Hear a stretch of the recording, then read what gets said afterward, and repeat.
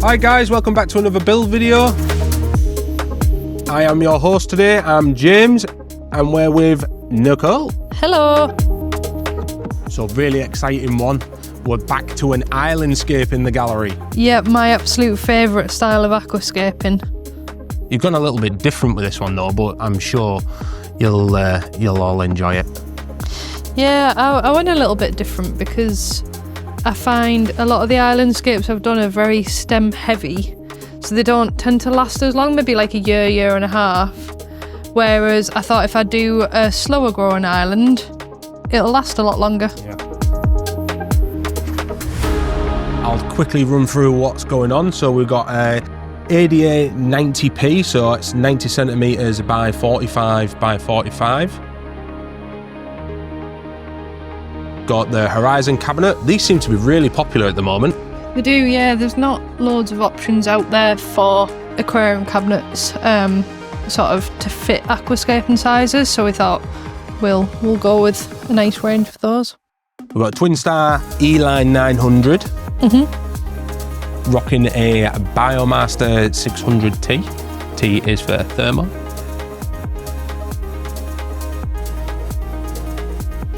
And it is running CO2 this one, so we're using CO2 art regulator on this one.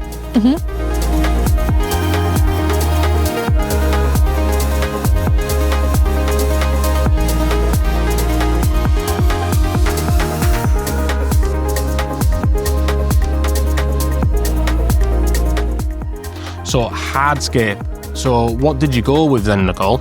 I went with hornwood just because I wanted sort of more straight pieces, but not like super straight as in like sort of less detail, but still with like chunky base. So like, well, as you can see there in the video, there's quite sort of elongated pieces, not too many sort of faffy frilly bits coming off it.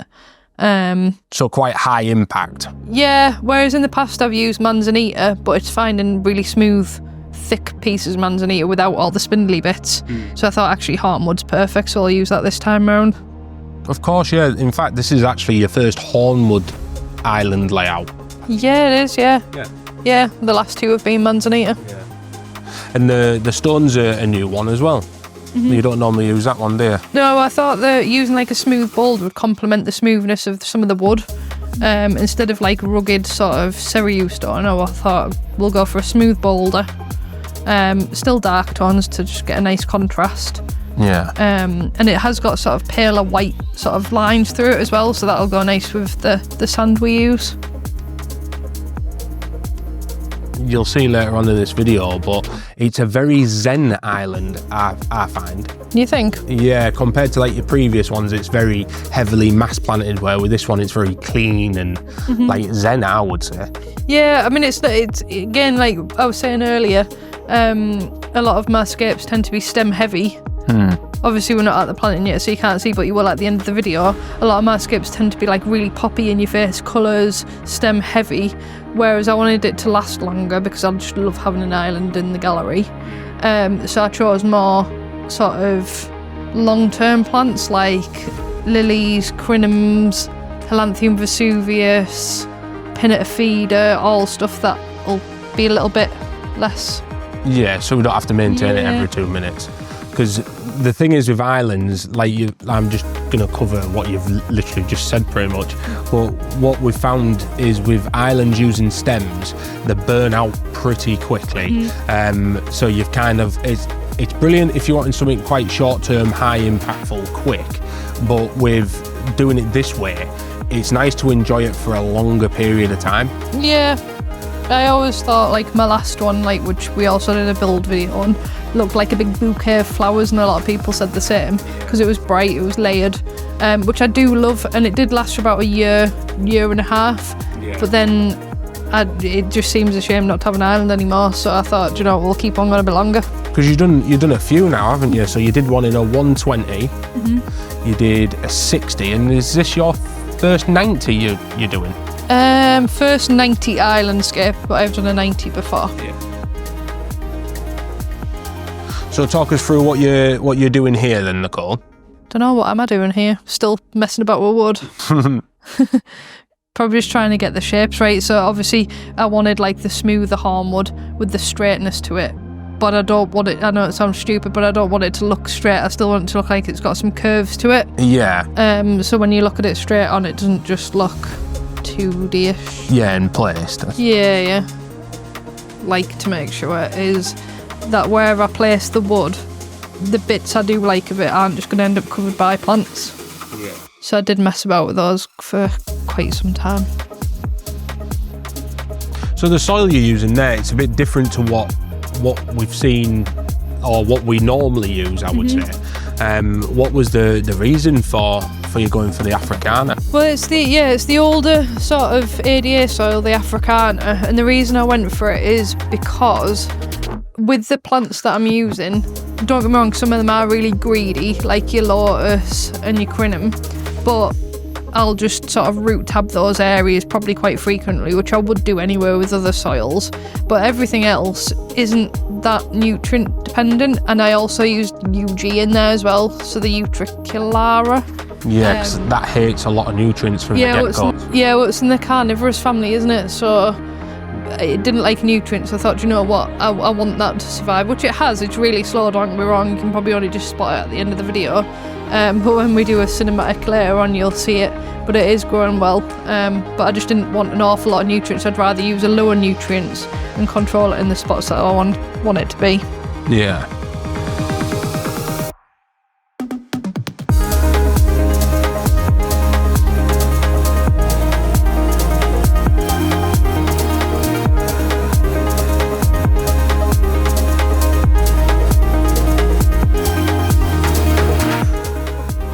So the basic concept, I'm guessing, like looking at the video, you start off with like your semicircle, and is there a method behind it, would you say, like an umbrella effect, or would you say that you're following suit with other pieces of wood, or? Kind of, not so much following suit with other pieces, because I'm not too bothered about them going in the right directions or anything like that. I don't think they look bad messy.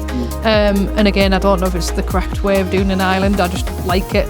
I don't like the left and right sides to be bigger than the centre ones, so I'd prefer it to go almost in like a semicircle, or if anything, the centre ones being the biggest ones. Yeah. The one on the left did annoy me a little bit because it is a little bit longer than what I would normally do, but once it was all in place it looked good, so I'm not too fussed. But I try sort of almost step it down. Yeah. But I did want to also, again, make sure, like on the left where there's a little bit of detail on that, and on the right where there's a little bit of detail, I didn't want them to get swarmed by plants. Yeah, because I'm guessing that is hard to kind of gauge what sort of size pieces of wood to go for the plant mass. Again, and like it doesn't really matter what the bottom of the wood looks like. So like in that centre bit there where it splits off into two, none of that bottom bit really matters too much, because you're only going to see the tops. I've got a thing about putting a little piece of wood at the front as well. I wasn't going to do it on this one, but I can't help myself. In fact, yeah, you do it on... I've done it on every single one, yeah. Yeah. I suppose it breaks up the more vertical aesthetics, I suppose. Yeah, and I find like, even though I wasn't going to do it on this one, it would have looked too matchy on both sides, so I thought it'll break it up a little bit.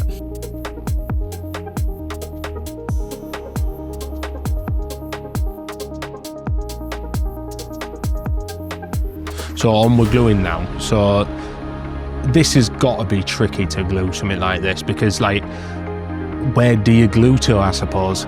You don't, well, I mean you do, but obviously the centre ones are quite tricky.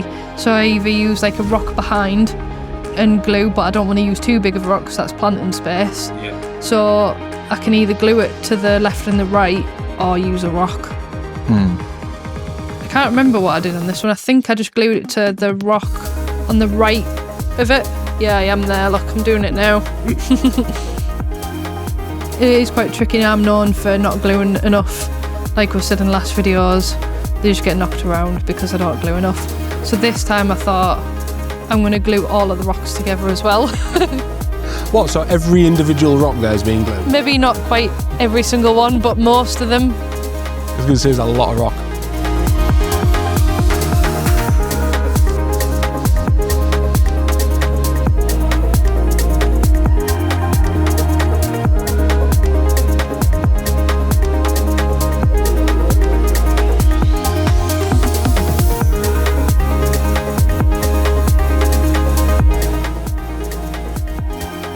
What's your favourite part of doing these sort of scapes? Putting the sand in at the end. I suppose, yeah. I suppose it's like the finishing touches. It's just really satisfying. Because I always leave the sand till the very end because I'm really messy. Yeah. So when I'm planting and things, I tend to flick soil all over the place. So I always leave it as the last thing.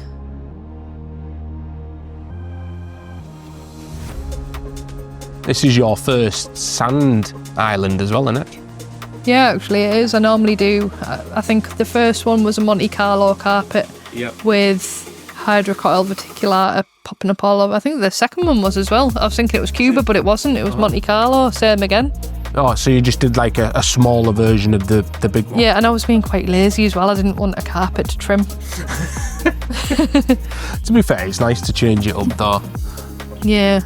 We've got quite a lot of carpets in the gallery as well at the minute, so like not far away from this one, we've got a Cuba carpet, and then Josh's got a sand and Cuba carpet, and we have got quite a few carpeting plants around, so. Putting some more Africana in. Yeah. So do you raise it up at the back? A little bit, but not much, because I didn't actually use a base substrate in this, so I didn't go too crazy, just like a small mound. Whereas if I was going to go ridiculously high, like I have done in the last two, I've gone a lot more depth, I would definitely have used like a lava substrate. So do you have the plants in mind, what you want to put in at this stage? Or do you build first and then choose your plants? I knew I wanted to use like, again, like slower growing plants. Like I definitely wanted pinnatifida in there, and I definitely wanted the Hylanthum vesuvius. Yeah. Because the Hylanthum vesuvius in our aquaflora pots that we have looks rubbish in the pots like that you see. I know that sounds bad, but it doesn't look anything like what it grows into, and I wanted to show people because it's one of my favourites. Oh, Henry the Hoover. Yeah. Got to have the tools, the right tools for the job. Yeah. All you need is ADA tools and a Henry Hoover.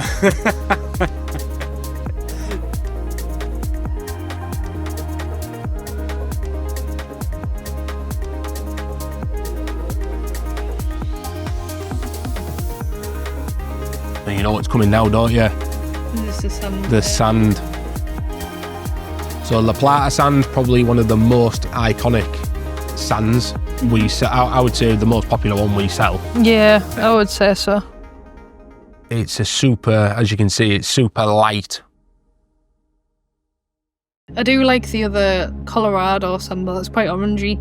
And I know the Scape looks quite orangey now, but as that wood darkens off, it's not going to be. And I wanted a pale sand, whether that was La Plata, or we now do our own called pearl sand as well. It's different to La Plata, but both pale sands. Yeah. So it was either going to be one of the two, to contrast with the white lines that run through that rock. You can't really see the white lines on the rock much there, but once it's wet, you can. So as you can see there, you don't need that much sand really, because it's just for looks, like for cosmetic purposes. Yeah, you don't need to go thick with your sand layers, do you really?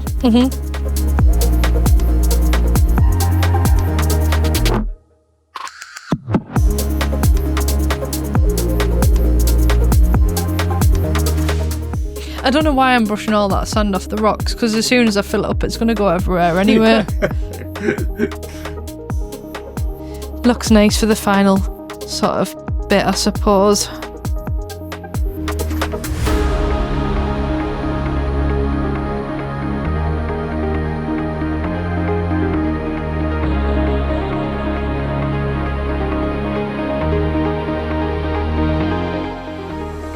I've just said I normally plant and then put my sand in, but I've completely contradicted myself. I've done it different. I always thought I did. Oh well, I lied earlier. Not this time. We do normally do it as the last point though. I know. Doesn't matter, I suppose. Just have to pick it off when I do make a mess.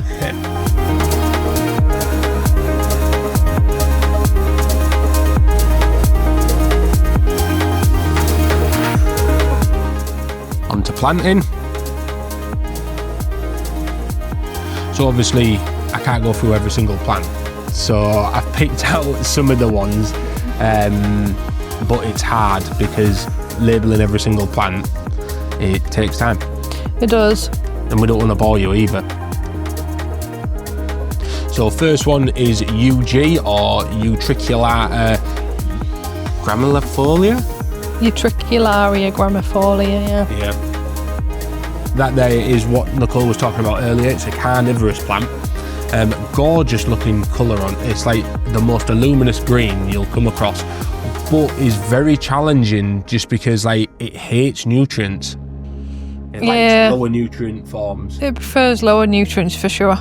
But like Nicole said, using the soil that she's using, it's lower in nutrients, so it gives it a real good start. Yeah, and I kind of put it in like the sand bit as well, so like it was in between the sand and the soil. Yeah. Which she seems to have liked. It's not dead, so that's a bonus. Well, yeah. It's not for the faint-hearted, that plant. Definitely is. It just niggles me, and like whenever we get guests sort of like, what's the one plant you can't grow? And it's always that one, so I thought, do you know what, I'm going to give it a go. And it will grow.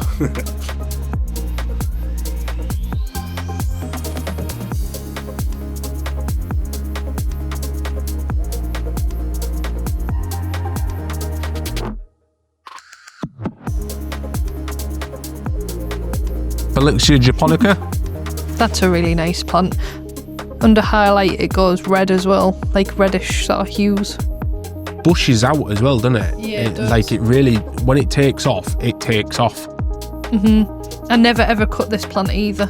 I always just sort of pick little sort of nodes out, like little sets. What's the reason for not cutting? I just find it goes into shock a little bit and tends to attract algae, I imagine, because it's like a grass type. Yeah. It won't regrow from where you've cut. It's gonna want to produce another little shoot. That's another plant as well that when you buy it, when you first get it in your in vitro, it doesn't look great, does it? No, it looks horrible.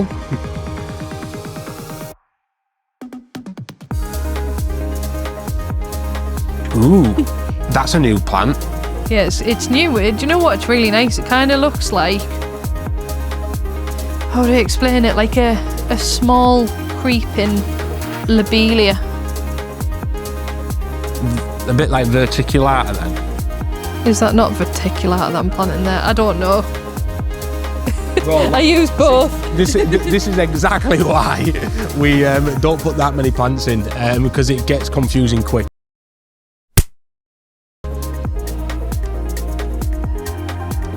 You're jumping back onto Belixia japonica now. Yeah. We will do a plant list in the video anyway. Yeah, so. check out the description packed. And you'll be able to see, once you see the little end shot and then obviously the future cinematic, you'll be able to see the plants a lot closer.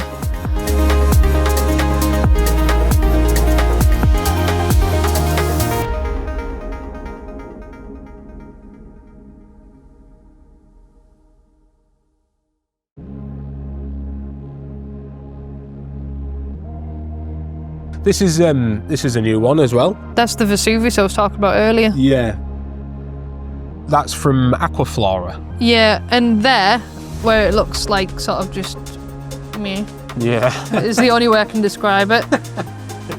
When it transitions, it's like a really thin corkscrew grass. It's amazing. It looks completely different. Like I was gobsmacked when it transitioned. Yeah. Pinnatifida, another real good plant. That's gone wild in there as well. It's definitely due for a trim soon, I think. Do you find when you trim that as well, is that it stunts its growth? Yeah, especially if you keep chopping it in the same sort of place a lot. Just the odd one I don't think matters too much, but it's very good for like giving a more jungle like feel to a tank. And yeah, normally when I trim as well, or like when the guys trim, we in an island scape, we go for like a really sort of trimmed perfect dome on an island with the stem plants. But with this one, I kind of just want it wild and crazy and doesn't really need any sort of trimming structure, I guess.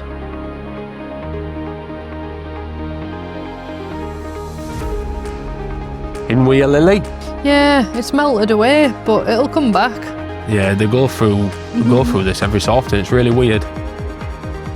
It did really well and then it melted, but I'm expecting it to make an appearance again soon, so I'm not too fussed. It's normal to get the odd melty plant, isn't it? It is, yeah. We'll come to the end of the video now, guys. If you want to sit back and relax, there's going to be a cinematic coming up of how it looks after 10 weeks, I think it is. Anything you want to say, Nicole, or not? Not really, just I hope you like another island scape and enjoy the little sort of clips at the end, and then we'll do another cinematic in the future, won't we? Aye, sure will. Hit like and subscribe, guys, and we'll see you on the next one. Bye. Bye.